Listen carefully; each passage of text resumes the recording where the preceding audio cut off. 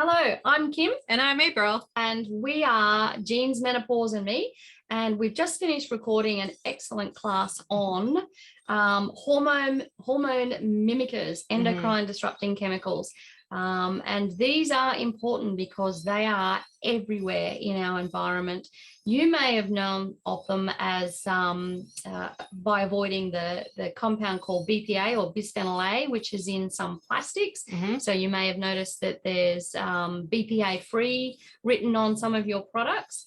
And that is indeed a source of these endocrine disrupting chemicals. And the reason they're important is because they mimic estrogen, these particular ones, and that can lead to, or there's a strong association between that and hormonal-based cancers.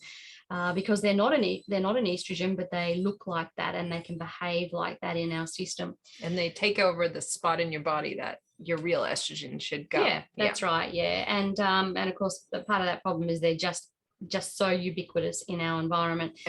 Everywhere. So one thing that you can do, because BPA is not the only source of these chemicals, there are others called BPS and BPF, which may well and truly be still in your products. So they're most commonly found, if you look at on the plastics in this case, on the little triangle that tells you about the recycling of that product. They are commonly in the number 3 and number 7. So try to avoid products that have those to avoid that source of them. And then there's another thing that you can do. So avoidance is one part, but of course we can introduce nutrients. Yeah. And that's what we were, that's kind of the insight that we had into this, is some nutrients can undo the effect of these chemicals on our genes, because they do affect how our genes talk. And this was exciting for us to learn, because we had talked about this in the past, but this was before. You can feel overwhelmed. There's all these chemicals, there's nothing you can do about it, they're everywhere. But actually we have discovered that no, you can do things to turn off the genes that are affected and help get them out of your body. That's right. So it's not just about avoidance now, it's about being proactive, and it's always so powerful when you can be preventative and proactive.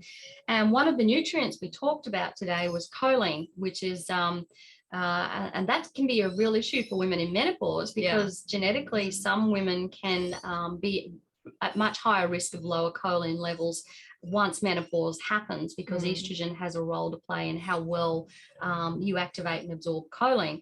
So if you want to address choline, having a couple of runny eggs 3 times a week is a good source of choline. And yes, they do have to be runny, but that's the yolk, not the white, as someone suggested once. So this is the kind of thing that we talk about in Genes, Menopause and Me in these classes, is we're connecting the genetics and the menopause and also our lifestyle choices, and connecting that up and giving you options to be preventative and to look after your health moving forward. Yeah, so if you want to know more about this, and actually you can, in class 1, we talk about a very specific gene called the cookie jar gene. And so if you're interested in learning more about genes and their connection with menopause, or you just have menopause symptoms and you don't want them anymore, then you come check us out at genesmenopause.me.com and try our $1 trial, and you get that cookie jar gene class and a few others. So we hope to see you there. All right, bye for now. Bye.